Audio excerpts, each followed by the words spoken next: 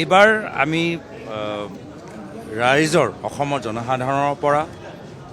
যেনেদৰে সমৰ্থন আমি লাভ কৰিছোঁ তাৰ বাবে আমি সকলোৱে আজি আমাৰ বৈঠকত অসমৰ জনসাধাৰণক আমি কৃতজ্ঞতা জ্ঞাপন কৰিছোঁ। সন্মুখত যিদৰে ধনবল বহুবলে যেনেদৰে প্ৰশাসনক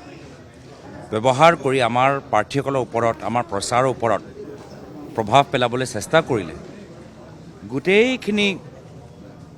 ঘাট প্ৰতিঘাত নিয়চি অসমৰ ৰাইজ ওলাই আহি ভয় ভাবুকি নিয়চি নতুন বৰ অসমৰ পক্ষত আমাৰ বিৰোধী দলৰ প্ৰাৰ্থীসকলক যিদৰে সাহসেৰে ওলাই আহি ভোট দিছে, সমৰ্থন জনাইছে, তাৰ বাবে আমি অসমৰ ৰাইজৰ প্ৰতি কৃতজ্ঞ আৰু সকলোৱে আমি দায়বদ্ধ যে অসমৰ ৰাইজক যি প্ৰতিশ্ৰুতি আমি দিলোঁ বিভিন্ন সম্পৰ্কত, অৰ্থনৈতিক নীতিৰ পৰা সামাজিক নীতিৰলৈকে সাংস্কৃতিক নীতিৰ পৰা জুবিনদাৰ ন্যায় সম্পৰ্কত যিখিনি কথা আমি প্ৰতিশ্ৰুতি ৰাইজৰ সন্মুখত আমি দাঙি ধৰিছোঁ, প্ৰথম দিনৰ পৰাই আমি ঐক্যবদ্ধ হৈ আমি যিখিনি প্ৰতিশ্ৰুতি আমি কেনেদৰে ৰূপায়ণ কৰিব পাৰোঁ 100 দিনৰ ভিতৰত 6 মাহৰ ভিতৰত প্ৰথম বছৰতে তাৰ ওপৰত আমি গুৰুত্বপূৰ্ণ কথাবোৰ আমি পাতিছোঁ আৰু নিশ্চয় ভোটদানৰ পিছত ভোট গণনালৈকে কেনেদৰে আমি সকলোৱে সজাগ হ'ব লাগিব, কেনেদৰে সতৰ্ক হ'ব লাগিব, তাৰ উপৰিও কিছুমান গুৰুত্বপূৰ্ণ পৰামৰ্শ আমাৰ বিভিন্ন দলৰ নেতাসকলে আমাক ইতিমধ্যে প্ৰকাশ কৰিলে আৰু আমি ইয়াৰ আজি আমাৰ এই প্ৰথম আমাৰ সামূহিক বৈঠকৰ পিছত পৰৱৰ্তী দিনটোত আমি কেনেদৰে আকৌ একগোট হৈ বহিম আৰু কথাখিনি আগুৱাই লৈ যাম তাৰ উপৰিও আমি কিছুমান আলোচনা আজি তাৰিখত কৰিছোঁ। আমাৰ কথা আজি সেইখিনি কথা আমি পাতাই নাই, ব্যক্তিগত স্বাৰ্থ লৈ আমি একো কথা পতা নাই। আমি আজি কথা পাতিছোঁ যে অসমৰ ৰাইজ আজি নিজৰ বাক স্বাধীনতা ঘূৰাই আনিবলৈ বিচাৰে, অসমৰ ৰাইজ নিজৰ সভ্যতা, নিজৰ সৰলতা, নিজৰ স্পষ্টবাদী যে কণ্ঠ আজি মুকলিকৈ তেওঁলোকে ক'বলৈ বিচাৰে। অসমৰ মুখ্যমন্ত্ৰী হিমন্ত বিশ্ব শৰ্মা ডাঙৰীয়া যিদৰে তেওঁলোকৰ অপশাসন, ভ্ৰষ্টাচাৰী তেওঁলোকৰ কাৰ্যকাল সকলোৱে দেখা পাইছে, তাৰ পৰা আমি এটা বিকল্প হিচাপে আমি ওলাই আহিছোঁ। ৰাইজে আমাক বিকল্প হিচাপে প্ৰচাৰৰ সময়ত গ্ৰহণ কৰিছে আৰু সেই আস্থালৈ আমি আগবাঢ়ি যাব লাগে, সেই বহল দৃষ্টিৰ ওপৰতহে আজি আমি আলোচনা কৰিছোঁ। যথেষ্ট ভাল, মানে বহুতে কৈছে যে য'ত জটিল হ'ব লাগিছিল, য'ত আমাৰ বাবে জিকিবলৈ জটিল হ'ব লাগিছিল, য'ত আগৰ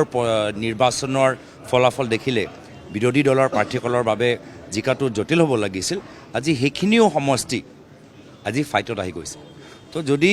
আমি আমাৰ আটাইতকৈ য'ত আমাৰ কষ্ট হ'বলগীয়া সমষ্টিত যদি ভাললৈ আহি গৈছে, তো যিকেইটা ভাল তাত কি হৈছে আপোনালোকে গম পাই গৈছে। যিকেইটা আমি কওঁ যে সন্মুখ 50-50, সেইকেইটা আজি তাৰিখত 70-30 হৈ গৈছে। আপোনালোকে নিশ্চয় আমি সেই ফিডবেকটো, সেই কথাবোৰ আমি গম পাই গৈছোঁ আৰু সেইকাৰণে এই ক্ষেত্ৰত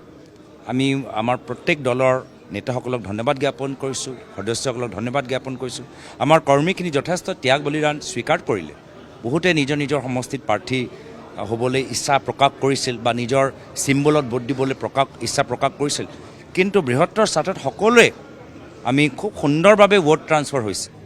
ৰাইজৰ দলৰ ভোট ট্ৰান্সফাৰ আমাৰ লৈ আহিছে, আমাৰ ভোটটো গৈছে জাতীয় পৰিষদলৈ, CPM-ৰ ভোট আহিছে CPM-লৈ। তো এই ধৰণৰ যে মিলা প্ৰীতি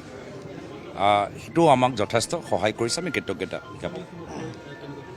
চাৰিওফালে উজনি অসমৰ পৰা হিলছৰ পৰা বাৰাকলৈকে মানে ভাবাতকৈ ভাল, কিন্তু আমি প্ৰথমবাৰ আকৌ কৈছোঁ যে নিৰ্বাচন আমাৰ বাবে যিদিনা আমি ভোট দিলোঁ সেইদিনা আমাৰ নিৰ্বাচনটো শেষ হৈ যোৱা নাই। যেতিয়ালৈকে আমি গোটেই চাৰ্টিফিকেট লৈ আনি আমি প্ৰথম কেবিনেট বৈঠকত আমি সকলোৱে যেতিয়ালৈকে নবহোঁ, তেতিয়ালৈকে আমি লোকতন্ত্ৰ বচাবলৈ, সংবিধান বচাবলৈ, অসমৰ জনগণৰ তেওঁলোকৰ জনমত বচাবলৈ আমি ঐক্যবদ্ধ হৈ আমি আগন্তুক দিনত সতৰ্ক হৈ থাকিম ধন্যবাদ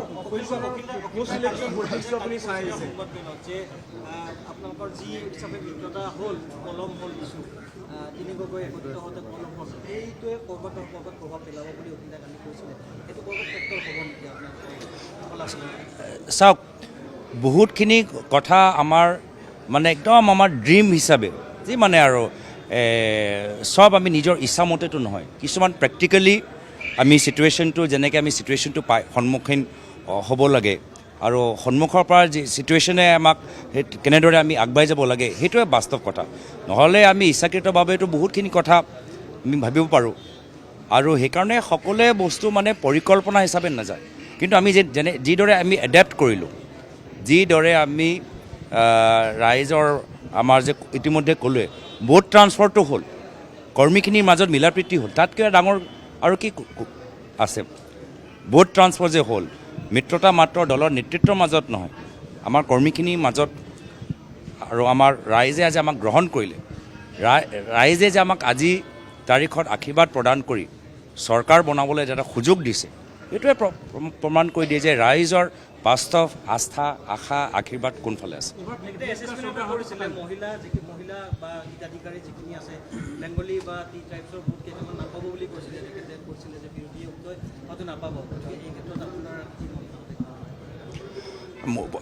অলপ অলপ অলপ আমাৰ কথাৰ মাজত অলপ পাৰ্থক্য হোৱাৰ কাৰণেহে আমাৰ গোটেই পইণ্টবোৰ যোগ হৈ গৈছে আৰু কিছুমান কথা তেওঁ কয় আমি যোগ কৰি দিওঁ কিছুমান কথা আমি কওঁ তেওঁ আমাক যোগ কৰি দিয়ে আমাৰ বুটটোৱে একেদৰে যোগ হৈ গৈছে কি ক'লে খাটাং কিন্তু আমি সজাগ সতৰ্ক হোৱাটো উচিত আমাৰ সন্মুখতো দেখিছেই কিমানবাৰ তেওঁ বাংলাদেশ গৈছে কাকো আজিলৈকে কোৱা নাই তেওঁলোকৰ পৰিয়ালৰ মানুহগৰাকীয়ে কিমানবাৰ ডুবাই লৈ গৈছে আমাক আজি জন্ম নাই আমি এতিয়াহে গম পাইছোঁ পৱন খেৰাৰ পিছত যে কিমানবাৰ তেওঁ ডুবাই গৈ থাকে ডুবাই যোৱাটো কিমান ভাল পায় এইখিনি কথা তেওঁ লুকাই ৰাখিছিল পিছত গৈ এইখিনি কথা ফাদিল হ'ব তো সেই একেৰাহে যিজনে মানে চাৰ্জশ্বিট লুকোৱা এক্সপাৰ্ট তেখেতৰ ওপৰত চকু ৰখাটো উচিত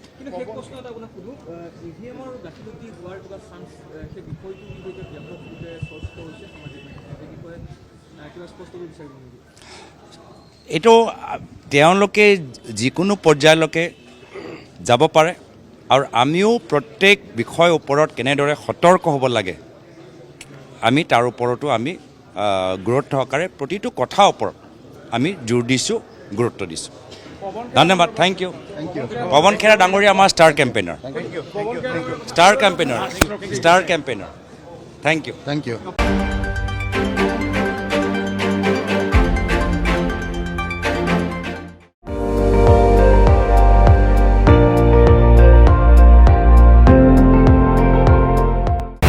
আপুনি চাই আছে ND24 সৰ্বশ্ৰেষ্ঠ নহয় সৰ্বোত্তমৰ দৌৰত